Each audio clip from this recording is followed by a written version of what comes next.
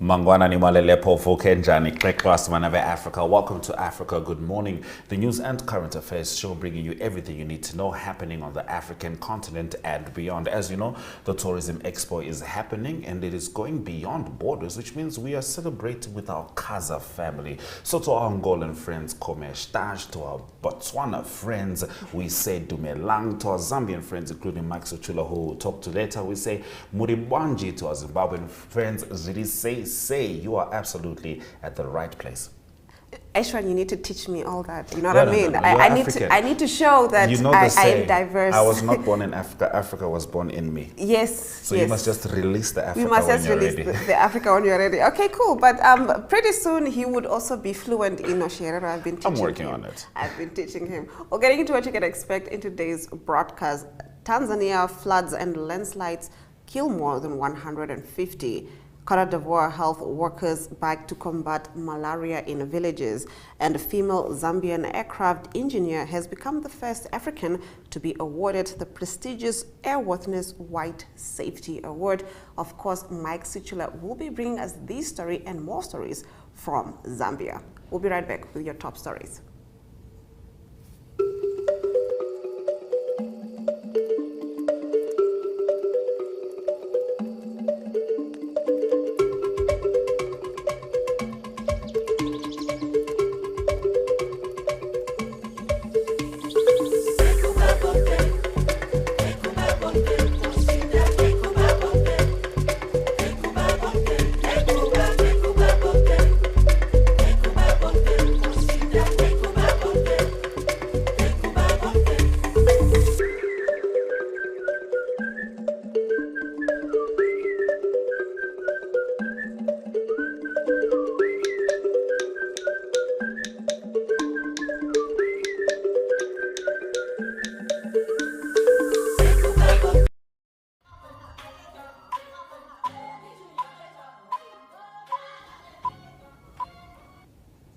Now we start off in Tanzania, where at least 155 people have died in floods and landslides following heavy rains caused by El Nino.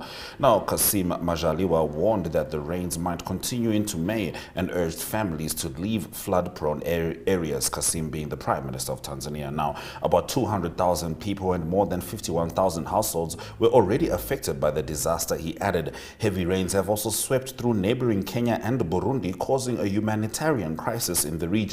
Giving a report to Tanzania's parliament on the situation in his country since January, Mr. Majaliwa said that in addition to the 155 people killed, 236 had been injured. The heavy El Nino rains, accompanied by strong winds, floods and landslides in various parts of the country, have caused significant damage. These include loss of life, destruction of crops, homes, citizens' property and infrastructure such as roads, bridges and railways, he added. In our next story, community health workers in Cote d'Ivoire, armed with bicycles and medical supplies, are making significant strides in the fight against malaria. By traveling between remote villages, they have managed to reduce malaria cases by up to 70% in some areas this year. As the global progress against malaria slows down, the World Health Organization is using World Malaria Day 2024 to reignite efforts against the disease, which claims around 500,000 children annually. Sub-Saharan Africa bears the brunt of malaria cases and deaths, with children under 5 being the most affected, accounting for about 80% of malaria-related deaths in the region.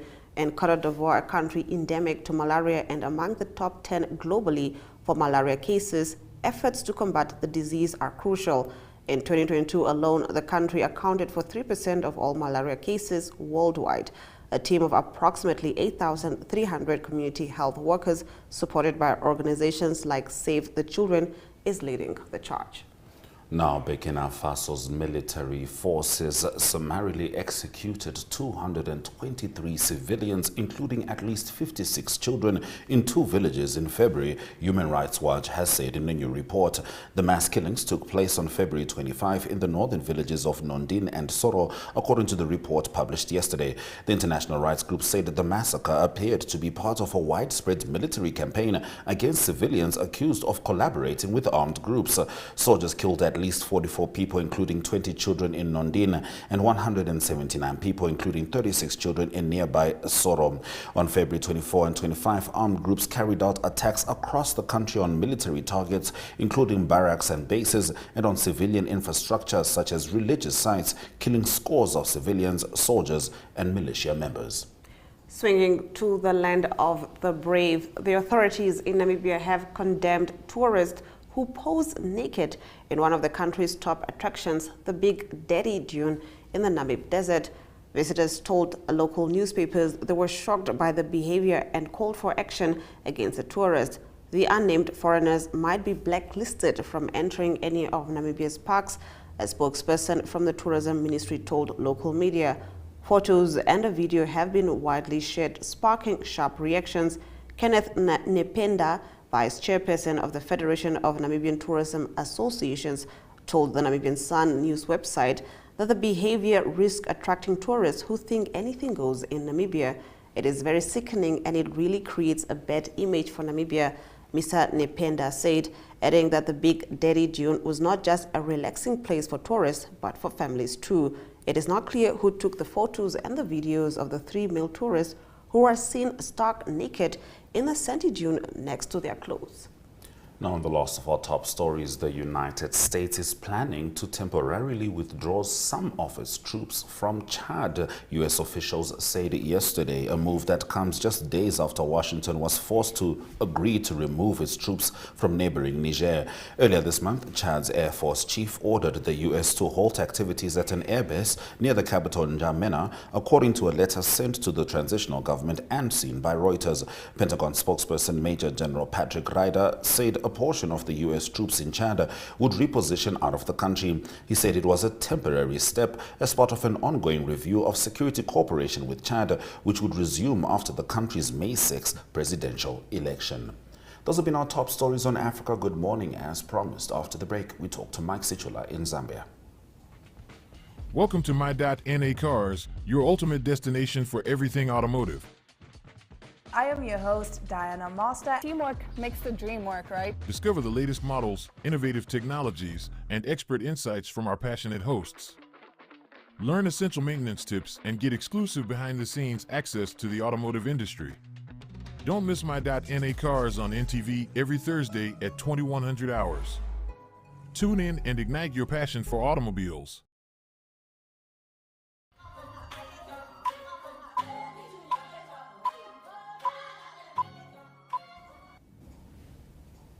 So it is Tanzania's Union Day, and we expect President Hakainde Hichilema to be attending the event in Tanzania. Here's Mike Sichula with that story and more. Mike Muribanji.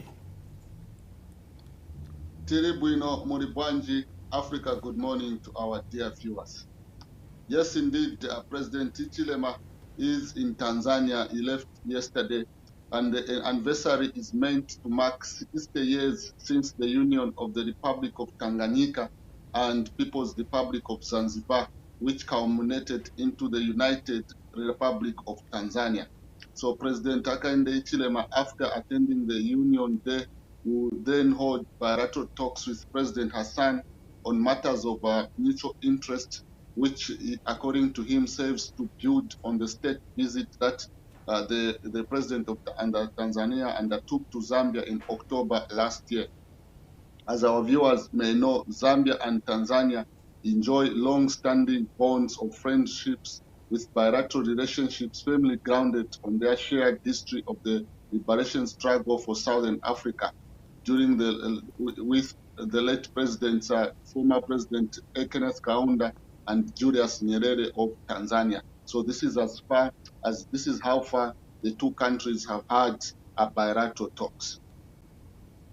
All right, now getting into your next story, a female Zambian aircraft engineer has become the first African to be awarded the prestigious Airworthiness Wide Safety Award. Yeah, something that is good news to the aviation sector. So Lydian Lungu, who was awarded this award, she is the manager of quality safety at Zambia's aviation authority, and she was granted this prestigious award in Ethiopia. She is the first African and first female to receive the International Federation of Aviation Wide Safety Award. So the award, the IFA recognized Mrs. Lungu's 30 years in aviation and her being one of the first female aircraft engineers in Africa. So the award was presented to her by the Ethiopian Minister of Transport and Logistics during the Africa Aviation, Macro Africa and Africa Aviation Training Conference in Addis Ababa, Ethiopia. That is wonderful. A win for Zambia, a win for Africa, indeed. Now, authorities have launched investigations into the alleged use of chemicals which people are using to preserve meat, and this is because of the inconsistent electricity supply, Mike? Exactly, because what has been happening is that, like I've been saying in the past few weeks, Zambia is experiencing 8 hours of load shedding. And you can imagine for someone who runs a small butchery, they do not have the capacity to buy gen sets that can power their fridges for that 8 hours when they do not have power. So the Lusaka City Council has received reports that there are some businessmen, mostly not those that are doing it at a small scale, that they are allegedly using unknown chemicals to preserve their meat products. So according to the Lusaka City Council, this is something that is alarming, and it has raised serious concern about the safety and quality of meat being sold to unsuspecting consumers. So the Lusaka City Council Public Relations Manager Chola Mamba stated that the local authority has pressed these investigations as one of the top priorities to ensure that the health and well-being of residents is guaranteed. Now, in the last of your stories, on a rather sad note and also quite frankly disturbing, a girl aged 14 has been arrested in connection with the theft of a 2-year-old child rather. Can you get into this? So Lydia Warrior was arrested on Tuesday after she was found in the custody of Falaji Kasambula, who went missing for a day. So according to Copperbelt Province Police, the commanding officer, Piso Mwemba, he said that the boy was left in the custody of the maid while her parents went for work. However, the boy got lost from the house around 8 hours on that fateful day, and the search by the maid yielded nothing until miraculously the boy was found with Lydia. So police have not established the motive of how the boy got into the custody of the 14-year-old girl, because others are speculating that maybe the girl the 2-year-old child might have gotten lost on her own. Then Lydia was trying to play, maybe to find where this boy was coming from. But police have since launched investigations to establish whether she might have stolen the boy, or the boy, she just got the boy. Maybe she found the boy loitering within the area, and where the boy had gotten lost. So this matter is still under police investigations. All right. Well, we certainly hope that the case is the latter. But thank you, Mike, for bringing us the news stories from Zambia. Thank you very much. Africa, good morning to our dear viewers. All right, let's take a look at our weather predictions before we return with economic news.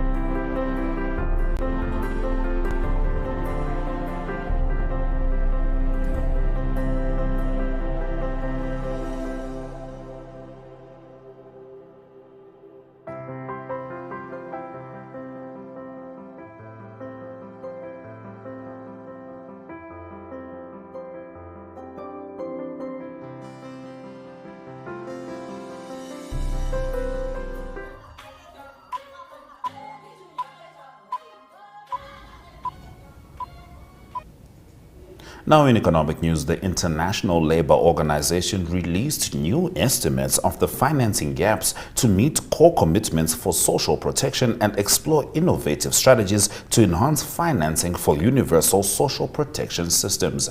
Have a look.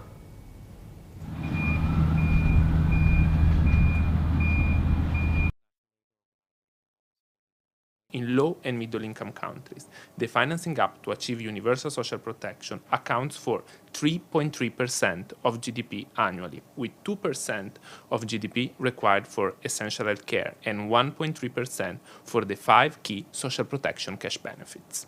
In absolute terms, bridging this gap across all low and middle income countries requires an additional $1.4 trillion. The global averages mask significant disparities among country income groups and regions. Among country income groups, low-income countries face the largest financing gap as a proportion of their GDP, amounting to 52.3%. Yes, when we look at all low and middle-income countries, we have a financing gap of 3.3% of GDP, but when we go to low-income countries, this goes up to 52.3% of their GDP. The regional analysis shows that Africa faces the most substantial challenge in achieving universal coverage for social protection, with a financing gap of 17.6% of the region's GDP per year. This is followed by low and middle income countries in Arab states, with a financing gap of 11.4%, Latin America and the Caribbean, with a financing gap of 2.7% of the region's GDP, Asia and the Pacific, with a financing gap of 2% of GDP, and Europe and Central Asia, with the lowest financing gaps across regions, at 1.9% of the region's GDP.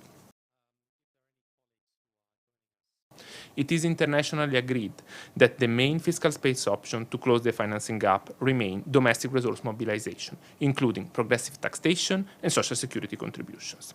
Renegotiation of sovereign debt could also unlock resources to close the financing gap, and official development assistance becomes necessary, especially in the case of low-income countries, where the financing gap accounts for 52.3% of GDP.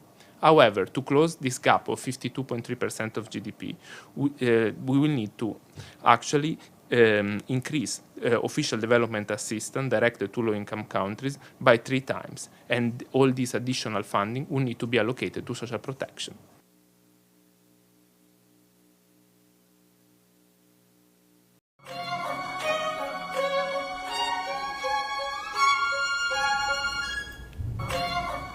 We're going to head over to the economic indicators just before Arrie brings us the sport.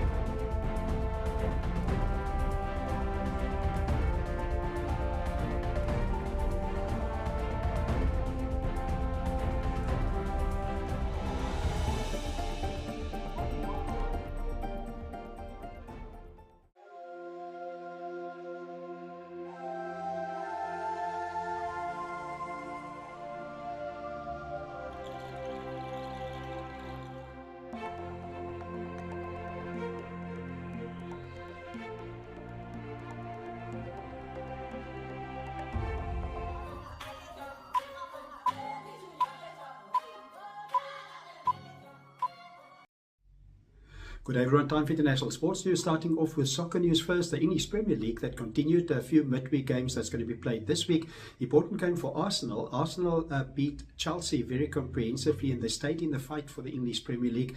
They beat Chelsea by 5 goals to 0, quite a comprehensive win for them. They played at home at Arsenal, and that means that after 34 games they have 77 leading at the moment. Liverpool have played one game less. They've got 74 points after 33 games as well. And then Manchester City, 32 games. They've played 2 less than Arsenal, and they've got 73 points. It's all in the hands, actually, of Manchester City, the defending champions. If they continue to win all their games to the end of the season, they will be champions again for the 4th consecutive year. The next game for Arsenal will be on the 28th of April. It will be Sunday, and they will play a tough game. They will play a away game to Tottenham Hotspur. And the next game for Manchester City is when they play against Brighton, and that is a away game for them, and that game will be played on Thursday. Continuing international sports news with tennis news, the Madrid Open that started, it was qualifiers first for the men, and it is the women that already have some of the first round games. The qualifiers for the men going into the Madrid Open, which is a thousands tournament, is Dominic Thiem. He's a former world number 1. He's battling at the moment, playing in the qualifiers. He was injured for quite a long time as well. He lost to Tunakai Kokinakis of Australia by 6-1 and 6-3. So he's out of the tournament in the qualifiers. And also Richard Gasquet of France is very experienced on clay. He won. He beat Duje Atuquif, and he beat him by 6-2 and 7-5. That is to advance into the main draw. On the women's side of the draw, it is Sofia Kenin. She's from the USA, also a former major winner. She lost in the first round of the tournament of the Madrid Open. She lost to Anna Smidlova by 6-3 and 6-4. And then a better result for Ziyu Wang. She's from China. She beat Anna Bogdam. She beat her in a tough 3-setter, 6-7, 7-6 and 6-2. So that is the Madrid Open that starts, and all the top seeds will start playing later in the week. And to conclude today's international sports news, it is golf news. It is world number 1 women's golf player Nelly Korda that said that she will not play in the next PGA tournament that starts this week.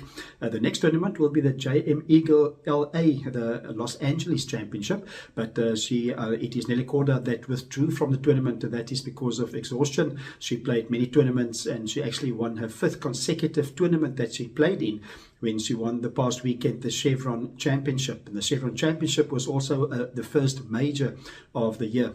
The next tournament that Nelly Korda will play in, according to her planning, is the Cognizant Founders Competition. That will be in New Jersey, starting on the 9th of May. So a little bit of a rest for Nelly Korda. When she do play in the tournament in New Jersey, she will attempt to win for the 6th consecutive time, and that will be a record on her own. At the moment, she shares the 5 consecutive wins with Nancy Lopez, who did that in 1978, and also Annika Sorenstam that had 5 wins consecutively in the 2004 and 2005 season. So that's Nelly Korda out of this week's tournament, but will be back in action again on the 9th of May. That's international sports news for today. Hope you have a great sport day, and we talk international sport again tomorrow. Goodbye.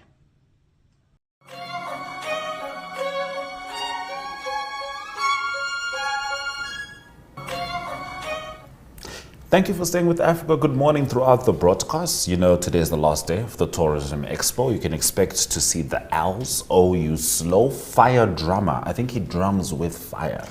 It's exciting, actually. Yeah, last night we watched Carnival Flames. It was incredible. And see all these amazing performances that they have, and also, of course, see the different stalls that are there. Yes, yeah. You know, Tourism Expo is kind of like Africa Good Morning, because the theme is beyond borders, and that's what we seek to do with you every single morning. Let's have a look at the highlights from this morning's broadcast.